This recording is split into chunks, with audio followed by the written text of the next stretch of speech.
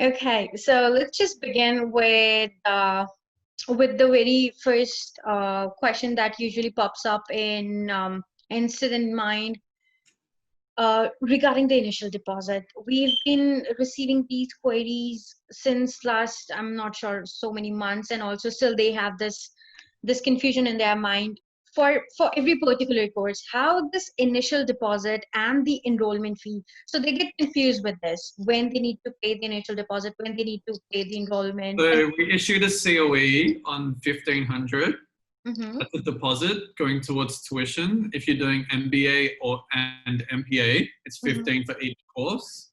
There's a 250 registration fee that you pay once, but in order to enroll, we need a one subject deposit. So one subject deposit is, like, say if it's masters, 2,100. So students have to pay the balance of difference to equate to one subject, 2,100. And then there's a 220 installment fee if you decide to go down that payment plan option. Okay, so like, and when at the time of enrollment, so I'm not considering the current situation at the moment in general. So like at the time of enrollment, so they choose the payment plan, or like they have the option to pay like all subject fee for like all the subject fee, like how this works. Yeah, so they can pay all at once and not pay the 220, or they can pay one subject and then pay the rest in an installment. The installment due date is usually by week 8 of each semester. So for our cohort of July students, they got until, I believe it's like the second week of October to finalize all the payments. Usually there is a late payment fee of $330, but we've waived that due to the current crisis. Okay. So yeah, really they've got an 8-week window to enroll and pay the remaining balance. Okay.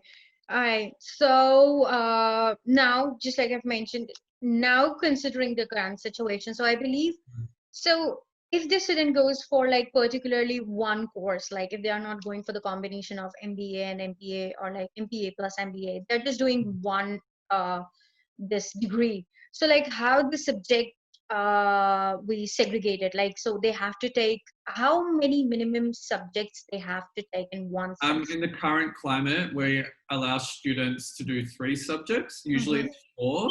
Holmes, we're quite different to a lot of other private providers. We don't require students to do a summer semester. So summer intake is always optional. So March and July are the compulsory intakes. But obviously if you're doing 3 subjects, you might have to do summer intake unless you want to extend your visa. But usually students do 4.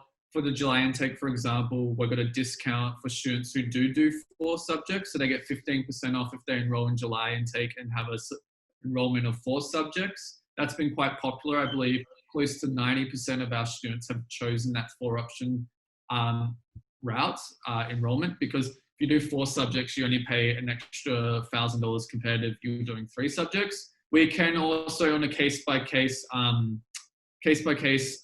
situation, do 2 subjects, but students will have to show evidence of financial hardship, whether it be bank statements or whatnot, if they want to do 2 subjects. Okay.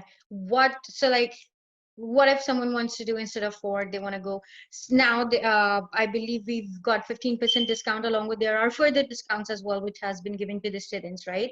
If they are going for 4 subject, what if student wants to study 5 subject in one go? They can't do 5 subjects on their first semester because it's all based on academic merit.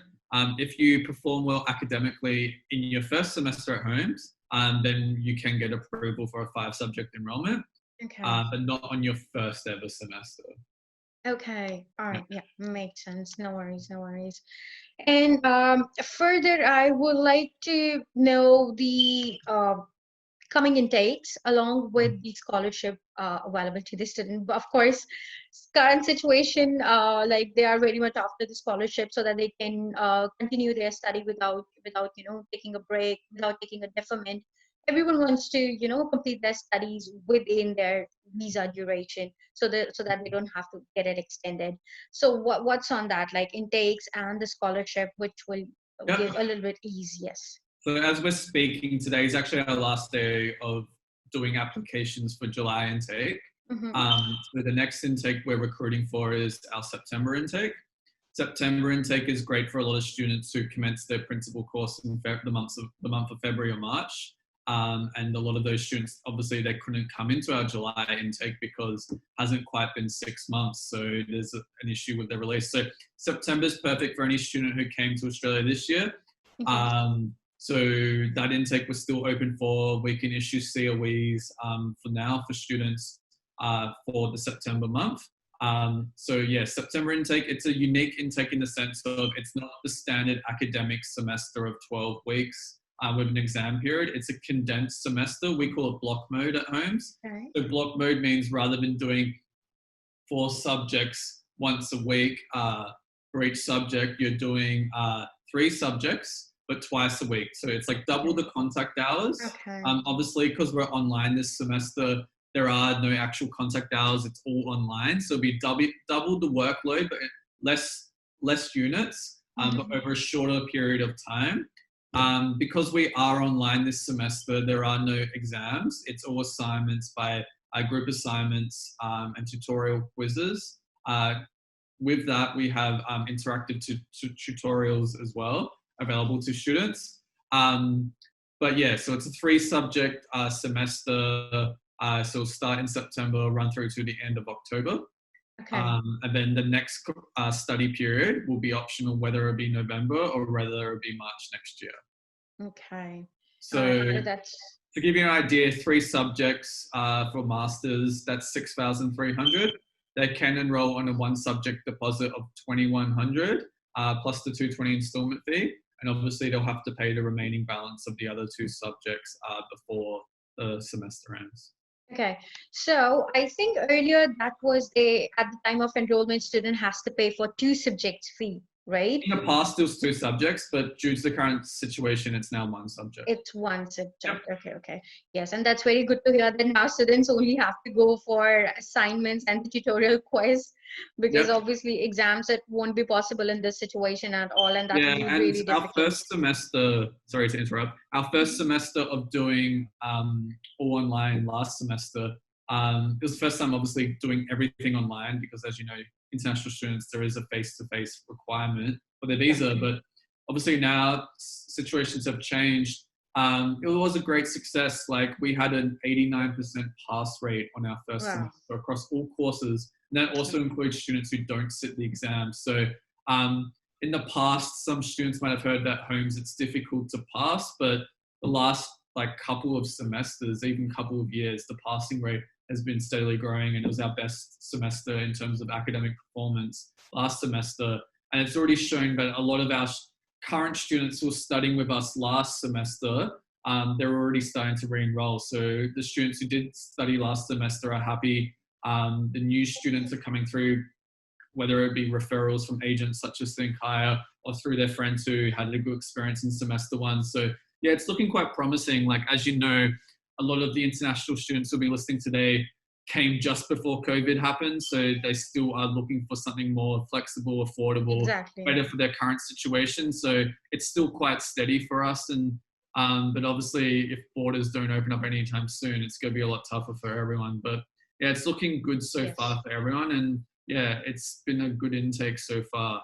And as we'll go talk about going forward, we have our new course as well, the Masters of Information Systems. So Holmes being a level 1 provider, which has also always been quite well known for being quite international student friendly. There's always been more accounting, business courses, hospitality in the past. So it's great to have a course which is more attractive to students looking for greater job prospects, more migration-friendly pathways. So having cybersecurity, business analytics, project management at a postgraduate level. We always had an undergraduate of information systems, but having a postgraduate course, it's been a good response so far, and it's quite an attractive program and good option for a lot of your students listening.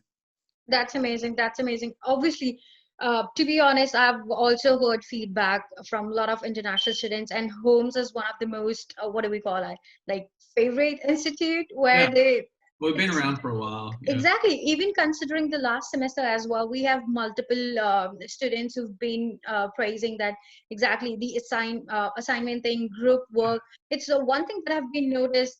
group, it's not all about the Melbourne students who are, being a part of a group assignment. It's quite dynamic. Even students from Brisbane, Sydney, they're also being part of one group. So everyone is working like all together. So it's quite good to hear that And one of it's the working in biggest sync. changes we did as well from last semester, so for a lot of our accounting subjects, there are exam requirements, but due to COVID, there won't be any exams at all this year. But for the subjects that did have exams, we removed the hurdle last year. So meaning there's no minimum mark in the exam needed to clear the subject. And what we introduced to great success in our last semester in March is we changed our supplementary procedure. So previously, students had to score anywhere between a 45 and a 49 out of 100 to qualify for a supplementary. We have since changed that. Now students just have to submit every assessment, and no matter what grade you receive, you qualify for a supplementary assessment. So supplementary assessment, it's not an exam anymore. It's an assessment. And yeah, you just have to submit everything. Even if you got a 30%, you automatically qualify. So it'll still put you in the position to clear the units because we've seen at least you have attempted it. Okay, okay, makes sense, absolutely. Yeah. That's so. What about those students?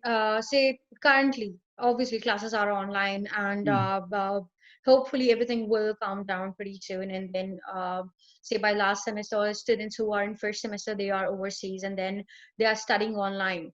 Mm. And classes get, or I mean, we will start getting classes face to face instead of digital.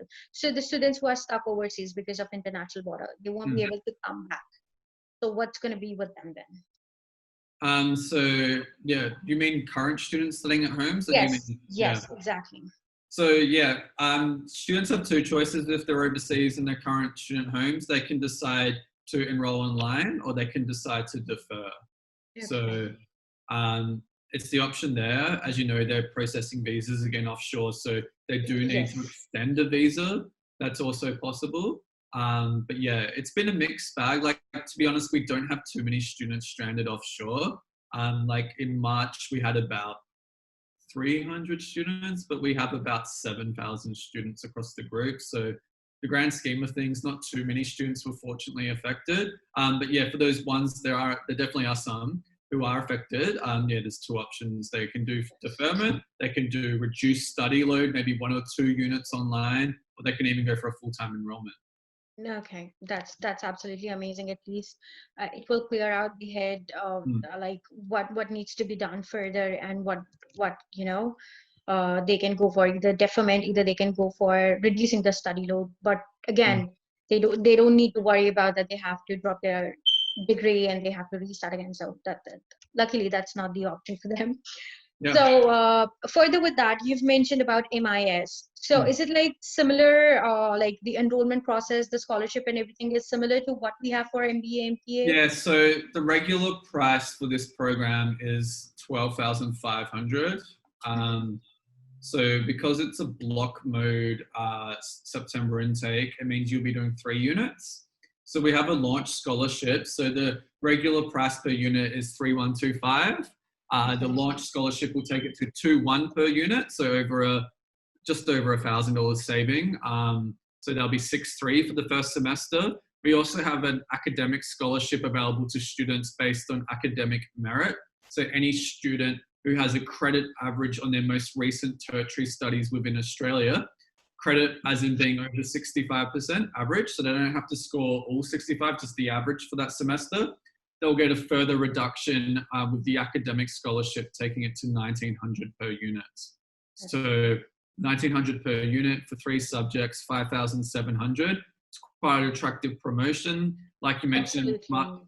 Masters of Information Systems, it's quite a unique program because IS is quite general. It's great for students with an IT or without an IT background, but compared to information technology or computer science, which are a lot more focused and technical, Infosystems is more broad and more of an overview of the IT industry.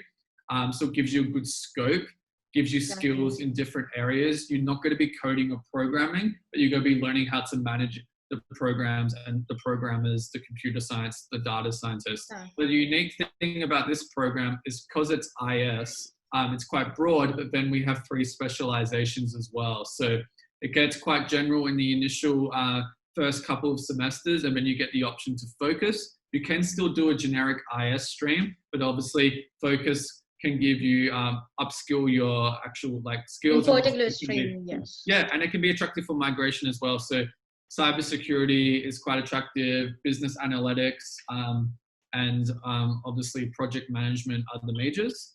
Cybersecurity being the most attractive one. That's probably what we've got the most inquiries for now. And yeah, it's a growing industry even in today's times. So yes, yeah. So yeah, you're not only getting the general IS, but you're also getting the option to focus. And yeah, it's looking good so far. We're at a decent amount of applicants. Absolutely. Students are into more those who are interested in management along with something related to IT. I believe that's the very best option for them, that they can go for this course with Holmes, indeed, with the amazing scholarship and of course this exam block mode, the main thing that they'll be able to do it. So that's really a good thing. Also, just one more quick question regarding I've asked previously as well regarding initial deposit. The very general query that we receive when the student go for MBA plus MPA, so they are confused how the initial deposit, okay, yes. So right now we're issuing COEs for 1,500 per course. So if you're doing MBA MPA or MBA MPA, there's no difference actually in what order you do the course. It's the same subject. There's no major minor. I know some students might ask that. Yes. But you pay $1,500 for each course. So if you're paying $3,250, $1,500 you'll pay for the first course goes towards that semester. But obviously you need to pay one subject to enroll, so there's still a balance of $600. That other $1,500 for the second course will go towards that course when you start it on your final semester. Okay. Yes, the last semester where you were doing the MBA or MBA.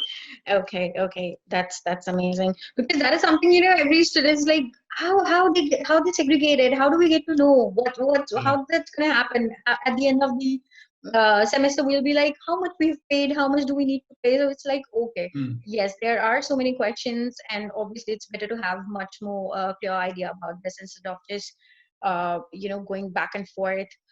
And that's really good. At least they know where exactly their amount will be segregated in which semester they need to pay, how much they need to pay. That's amazing. And the other thing that we usually encounter with students is for the internal test.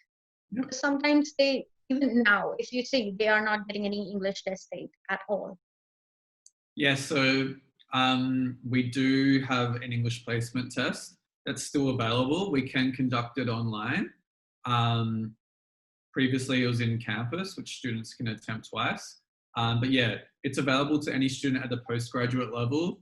Obviously, we accept IELTS, PTE as well. But yeah, the English placement test can be used if a student, like a dependent student who might have an expired IELTS, PTE. That's quite an attractive option, and yeah, something we can offer. So yeah, if the student's already studied one semester in Australia and has their results as well and passed more than 50%, that can equate to English as well.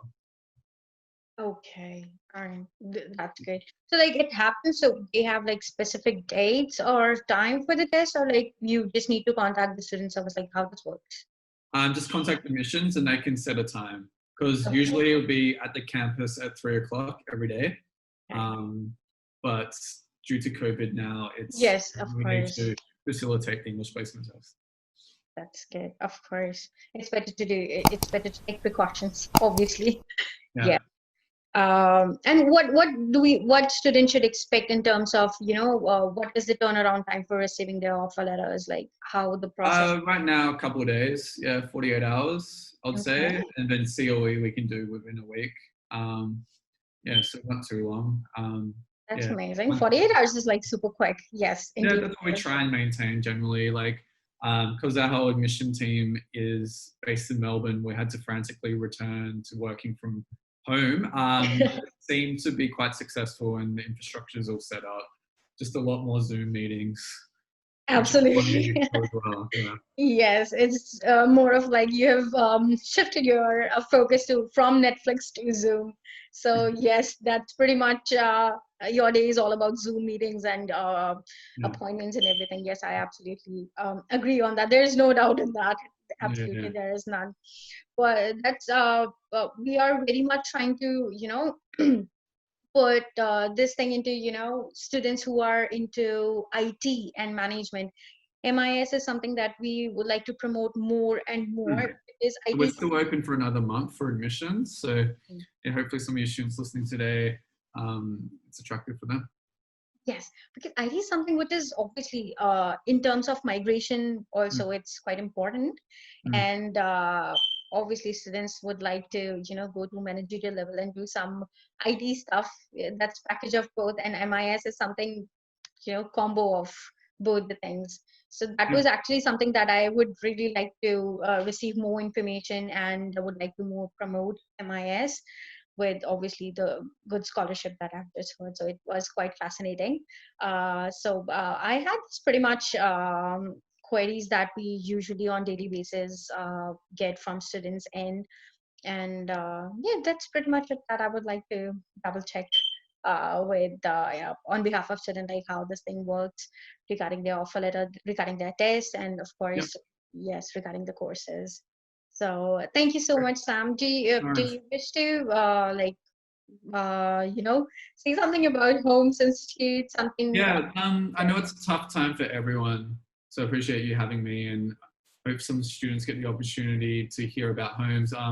Yeah, we understand it's a very difficult time. A lot of students are facing financial stress, job loss, further restrictions, especially in Melbourne, makes it a lot harder to support yourself. So, if there's anything you need, please get in contact. Like any student who might be struggling financially, we do have options. We do have a support foundation, not only for existing students, but also for new students. So we are trying to be as flexible as possible, but we just want to make sure students can at least get enrolled, and then we can work something out later, because it's very important for you, if you're on a student visa, to be enrolled for this semester, not just take it off or not go to a course which may be downgrading, like a vet course. I Yes, of think it's course. critical to, even though it might be tougher times, to still maintain consistency with what the course your visa was granted and get a good qualification. And with the promotions we have right now for students, our courses, the prices are very competitive, even more affordable than a lot of vet providers. And obviously, like you mentioned, Holmes, it's built up a good name over the years, so it's a trusted provider. But yeah, just any students, like, we do understand the current situation. We are here for support, and we can try and work something out if you are struggling. That's really good to know, even after providing such a flexible plan to the students, just to make sure that their studies are not getting hampered and Yeah. they are continuing their studies. So, and along with that, we have the student support services, which I mean, they are ready to help students in terms of enrollment, in terms of financial, that what you've mentioned.